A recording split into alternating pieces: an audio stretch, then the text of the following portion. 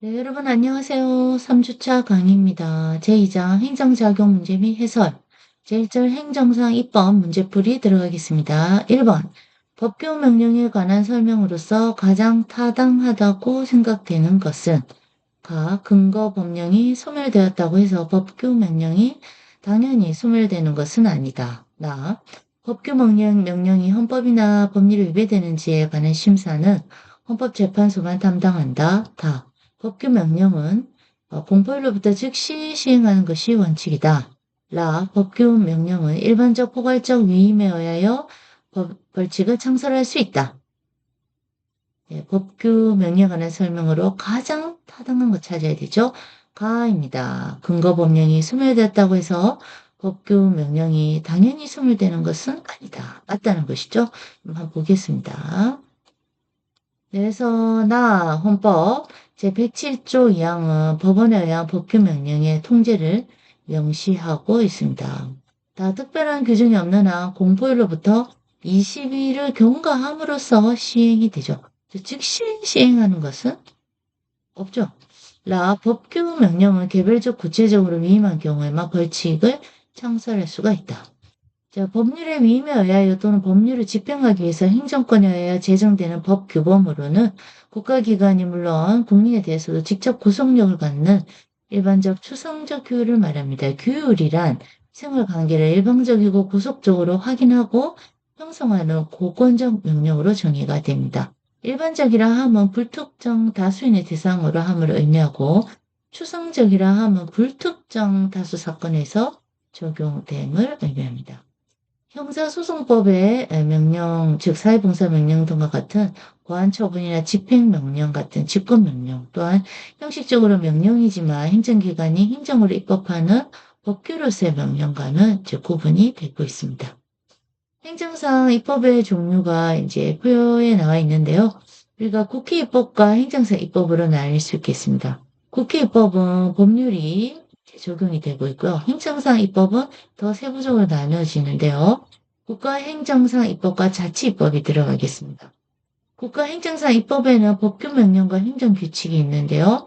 법규명령에 명령한달령, 대통령령, 총리령, 부령, 행정규칙, 규칙은 명령의 하위라 할 수 있겠죠. 훈령, 예규, 지시, 이런 명령이고요.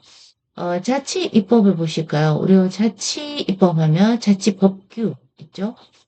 지방분권주의인데요. 그 법규 밑에 규칙이 또 있어요. 이 지방자치에서는. 그래서 법규에 조리 규칙이 있다면 행정규칙에는 훈령, 예규, 이름 명령인데요. 이 훈령은 규정을 말하고 예규는 지침이나 요령을 말합니다. 다음은 읽어보겠습니다. 2번 문제입니다. 법규 명령에 대한 설명 중 옳지 않은 것은 행정권에 대한 입법권의 일반적 포괄적 위임은 인정될 수 없다.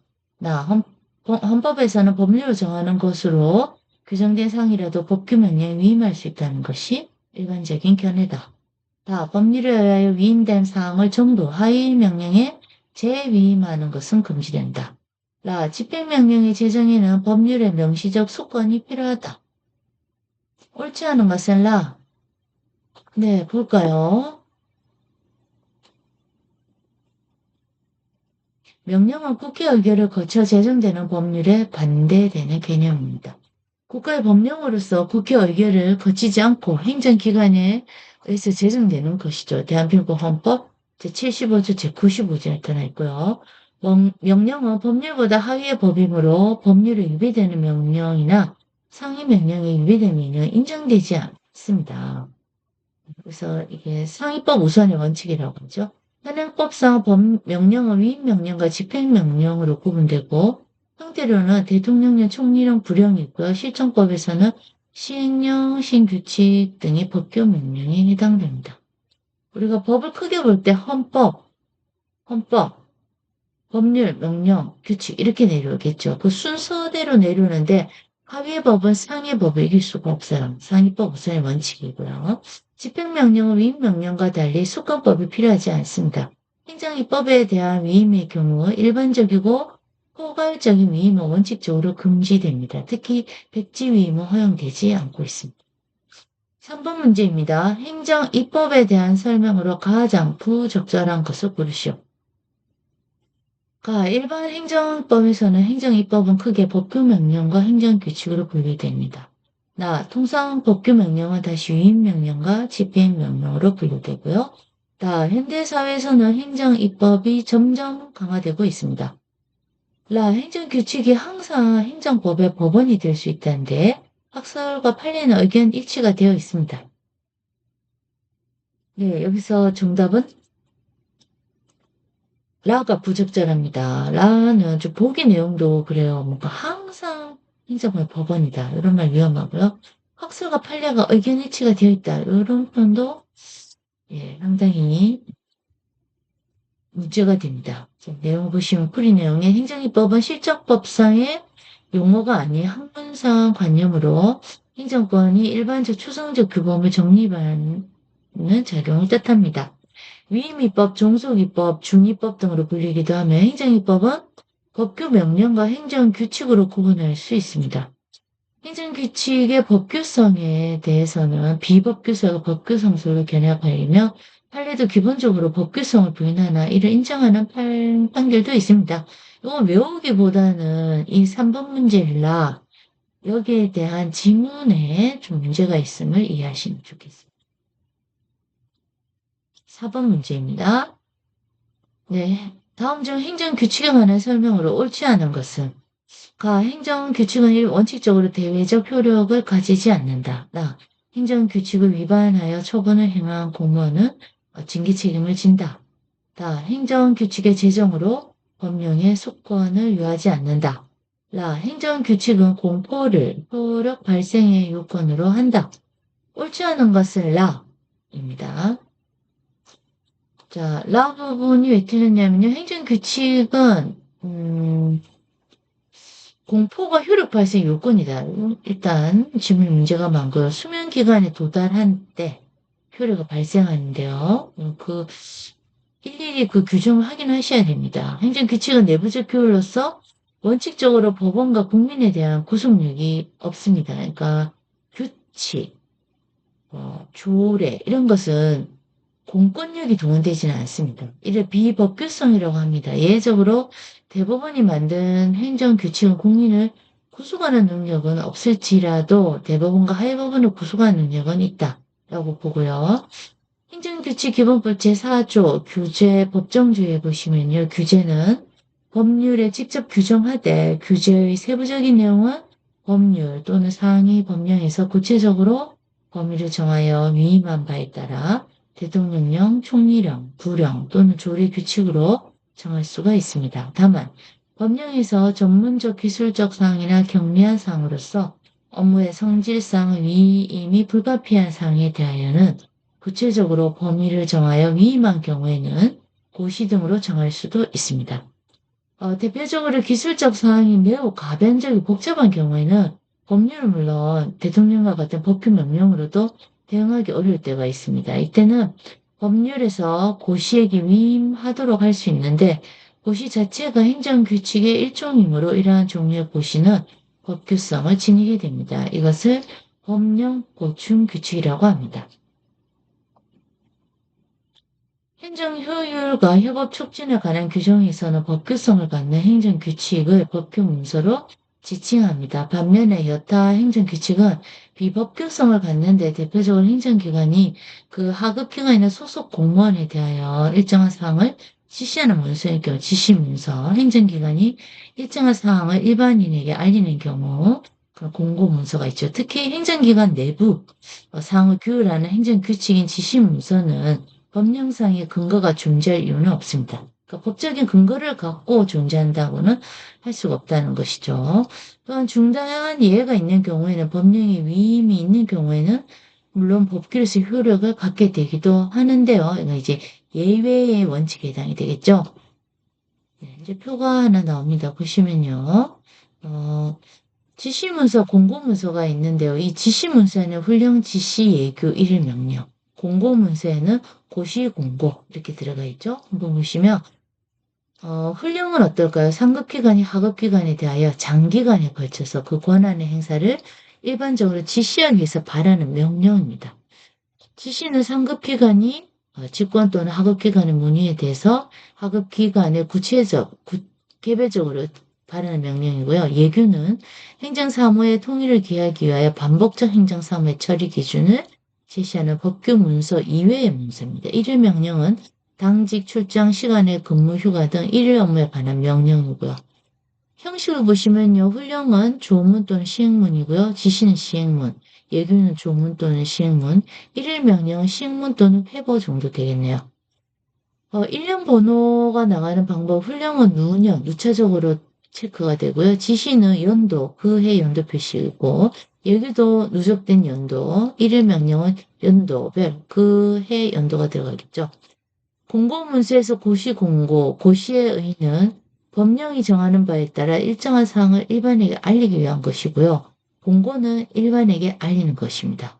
고시공고 둘 다 일련 번호는 그 연도 표시에서 시작이 됩니다. 네, 이렇게 개념이 필연적으로는 이 중에서 훈령 지시, 일일성 지시 제외하고요. 예규, 고시공고, 단순한 사실을 알리는 정도, 고시공고는 제외되겠죠. 이런 행정규칙에 해당이 됩니다. 부령이 있는데요. 행정각부의 장관만 발할 수 있는 것과 달리 행정규칙은 행정각부 이외의 중앙행정기관의 장도 발령할 수가 있고 행정각부의 소속기관의 장도 발할 수 있는 것이 부령입니다.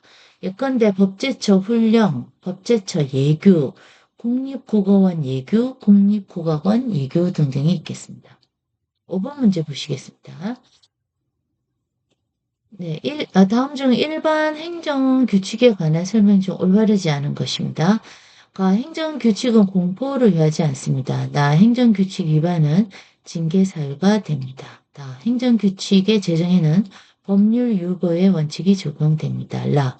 행정규칙의 외부적 효력에는 원칙적으로 사실상의 효력에 불과합니다. 올바르지 않은 것은 행정규칙의 제정에는 법률 유보의 원칙이 적용됩니다. 행정규칙이란 행정 내부 질서 유지를 위해서 규정하는 것으로서 법률 수권을 위한 것은 아닙니다. 즉 규칙, 공권력의 힘이 작용이 되지 않고 예외일 경우에는 공권력의 힘이 작용이 될 수 있겠죠. 6번 문제입니다. 법규 명령의 통제 방법 중 우리나라에서 채택하고 있지 않은 것은 감독처의 훈령, 1번 법원에 의한 구체적 규범 통제, 법제처에 의한 심사, 입법부에 의한 동의 유보. 우리나라에서 채택하고 있지 않은 것. 입법부에 의한 동의 유보인데요. 네, 풀이 같이 보시죠.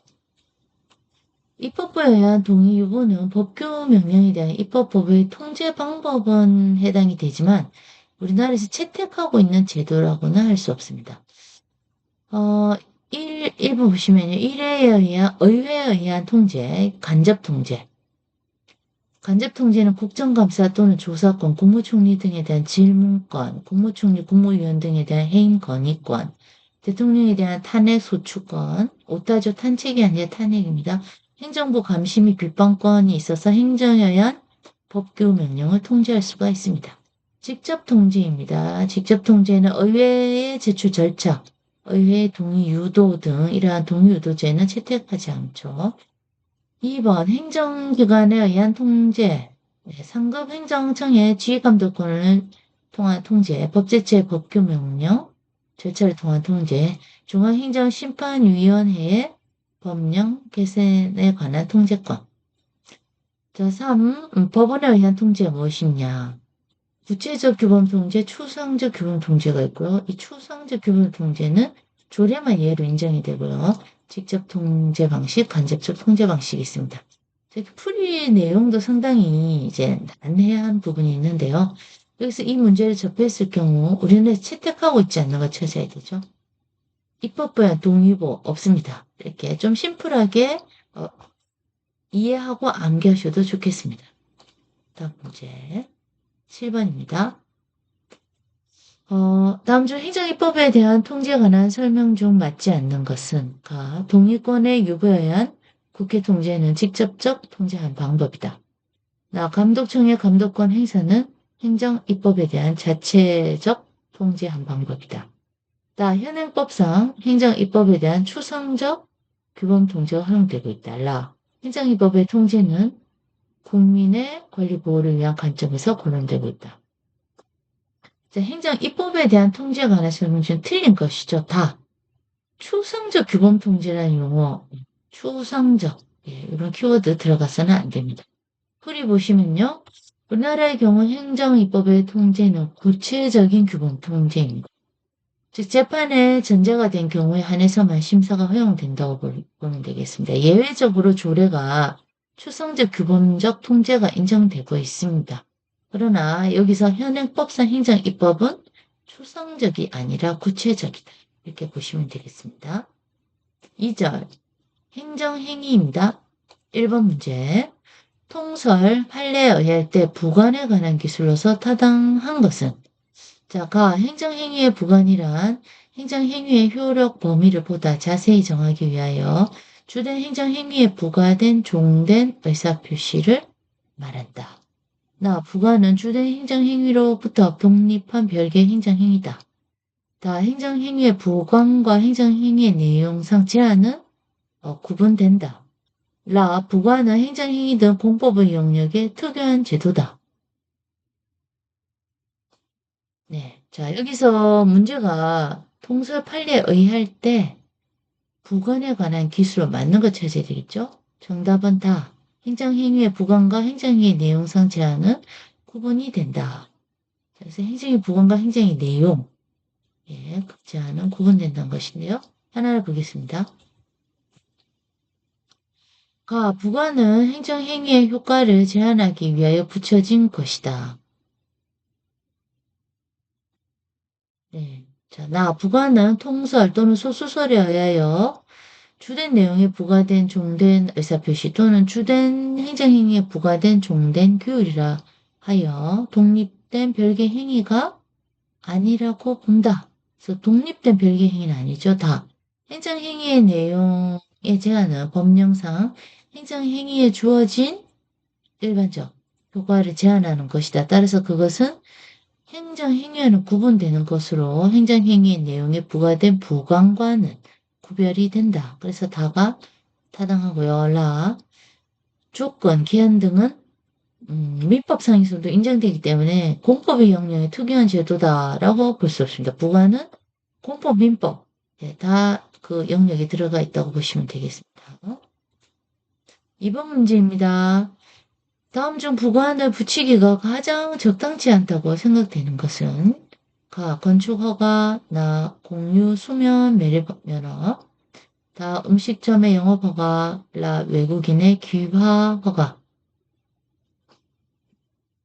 네, 정답은 라, 외국인의 귀화허가입니다. 내용 보시면 부관에 친하지 않는 행위는 기속행위, 준법률행위적 행정행위, 특히 재량행위라고 하더라도 일신 전속적인 성격을 지니고 있는 귀화 허가는 부관에 친하지 않는 행위다. 적당하지 않다. 보시고요. 3번 영업을 허가하되 수수료를 납부하라는 부관은 어디에 들어갑니까? 조건, 나 기한, 다 수정부담, 라 부담.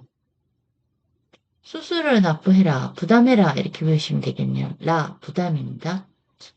부담은 독립적인 처분성을 인정하는 유일한 부관입니다. 수정부담은 A국으로부터 물건 수입 허가를 요청할 경우에 당국이 B국으로부터 물건을 수입하겠다 하는 경우에는 허가하겠다 하는 것이 그 예가 되는 것이 수정부담이라고 하겠습니다.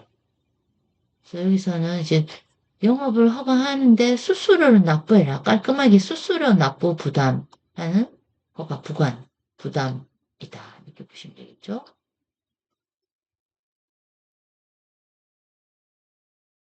4번 다음 중 원칙적으로 취소권자가 아닌 것은 가 소총심사위원회, 나 국세심판원, 다 감사원, 라 행자부 장관.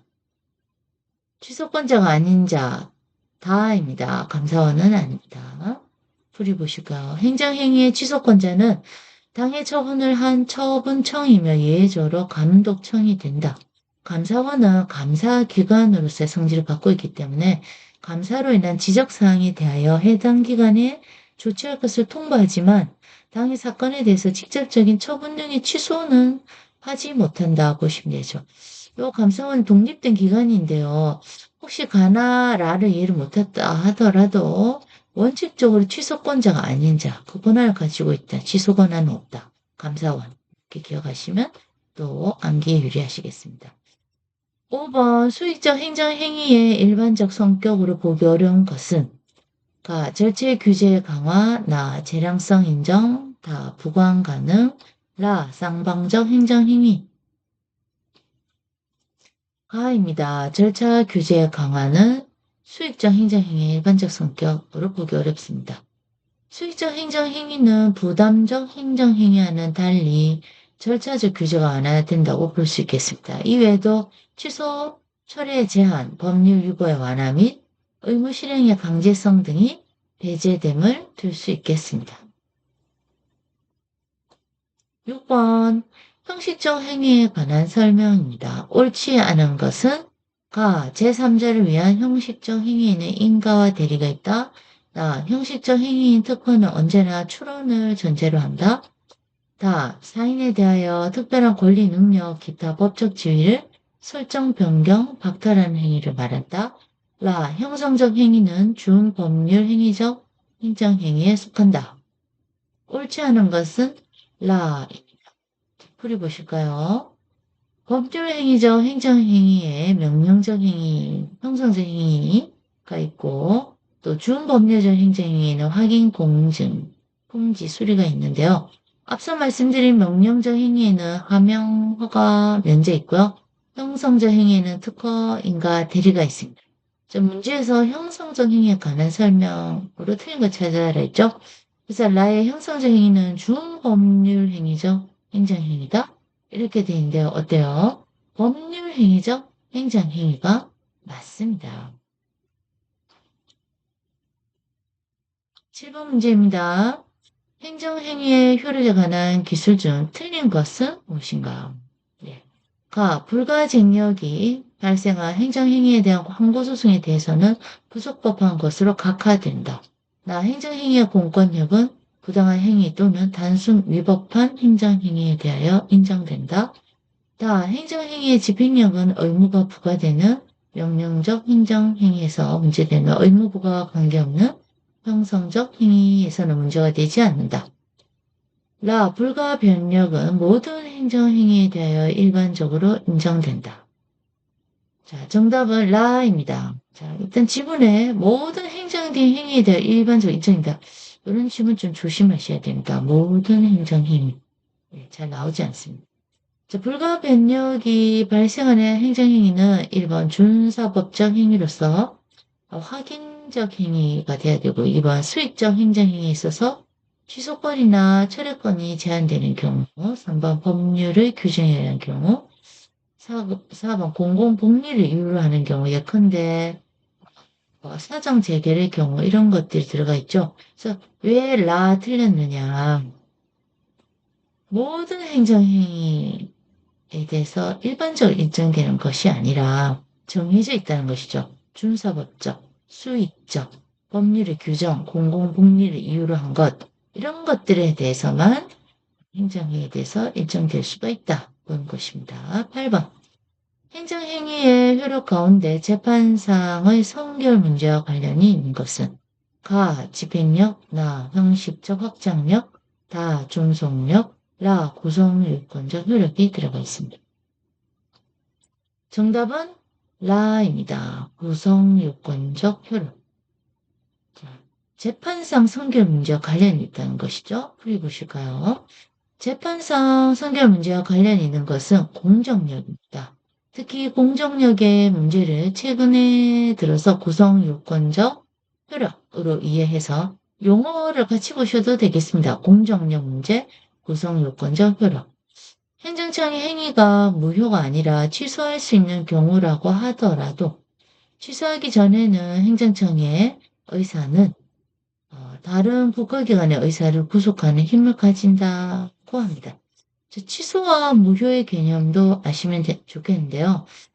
여러분 운전면허 취소, 운전면허 무효 어떤 것이 더 강력한 제재일까요?